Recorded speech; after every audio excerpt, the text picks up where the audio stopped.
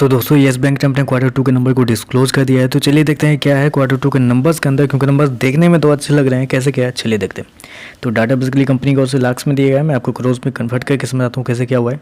पिछले क्वार्टर में कंपनी का रेवेन्यू जो कंपनी ने जनरेट किया था अप्रोक्सीमेटली बोल सकते हैं 7,637 करोड़ के आसपास, पिछले साल 6,405 करोड़, जबकि अभी देखें तो बढ़ के 7,980 करोड़ के आसपास देखने को मिल रहा है। तो साल दर साल देखें तो साल दर साल कंपनी के रेवेन्यू के अंदर एक बेहतरीन तेजी आपको देखने वाली है। अप्रोक्सीमेटली बोल सकते हैं आपकी 24% के आसपास की तेजी है साल दर साल कंपनी के टोटल इनकम के अंदर।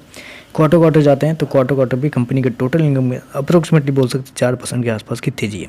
तो क्वार्टर साल दर साल कंपनी का टोटल इनकम आपको बढ़ता हुआ देखने को मिल रहा है। चलिए कंपनी का इंटरेस्ट इनकम देख लेते हैं, क्योंकि मेन रेवेन्यू तो यहीं से जनरेट हो रहा है। पिछले क्वार्टर में कंपनी का इंटरेस्ट इनकम 6,445 करोड़, पिछले साल 5,475 करोड़, जबकि अभी देखें तो बढ़ के 6,713 करोड़ के आसपास है। तो यहाँ भी देखें तो यहाँ भी साल से साल क्वार्टर आपको बढ़ता हुआ देखने को मिल रहा है। चलिए कंपनी के नेट एक्सपेंडिचर देख लेते हैं, खर्चे क्या हुए हैं। पिछले क्वार्टर में कंपनी ने 6,814 करोड़ खर्च किए थे, पिछले साल 5,607 करोड़, जबकि अभी देखें तो कंपनी खर्चे 7,170 करोड़ के आसपास आपको देखने को मिले। तो यहाँ पे कंपनी के थोड़ा सा गड़बड़ किया गया है, क्योंकि कंपनी का जो एक्सपेंडिचर है वो आपको थोड़ा सा ज़्यादा देखने को मिला है कंपेयर टू पिछले साल। चलिए कंपनी का नेट प्रॉफिट क्या निकल के आता है वो देख लेते हैं। पिछले क्वार्टर में कंपनी का प्रॉफिट अगर देखा जाए 346 करोड़, अभी देखें तो मतलब पिछले साल 160 करोड़ के आसपास, अभी देखें तो कंपनी का प्रॉफिट 228 करोड़ के आसपास है।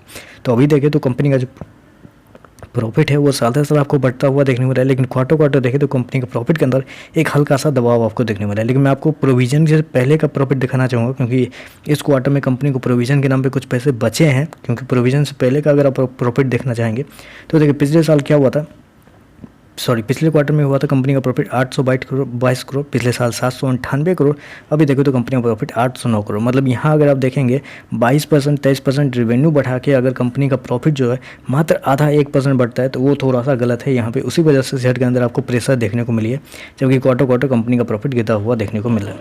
चलिए कंपनी का EPS और NPA देख लेते हैं क्या हुआ है। EPS की बात कर लेते हैं तो देखिए पिछले क्वार्टर में 12 पैसे का था, पिछले साल 6 पैसे का, अभी देखें तो 8 पैसे का है। NPA की बात कर लेते हैं, ग्रॉस NPA देखें पिछले साल 12.9 था, अभी देखें मात्र 2% के आसपास आ चुका है। तो ग्रॉस NPA तो बड़ी गिरावट आपको देखने को मिली, जो कि बहुत अच्छी बात है। नेट NPA 3.6 से गिर के 0.9 आ चुका है। तो ये एक बहुत अच्छी चीज़ है। यहाँ पे कंपनी का NPA बहुत शानदार तरीके से आपको गिरता हुआ देखने को मिला है। बस एक छोटी सी प्रॉब्लम कंपनी ने इस क्वार्टर में कर दी है, अपने खर्चे पर थोड़ा कंट्रोल नहीं किया, इसकी वजह से कंपनी का प्रॉफिट गिरता हुआ देखने को मिला है।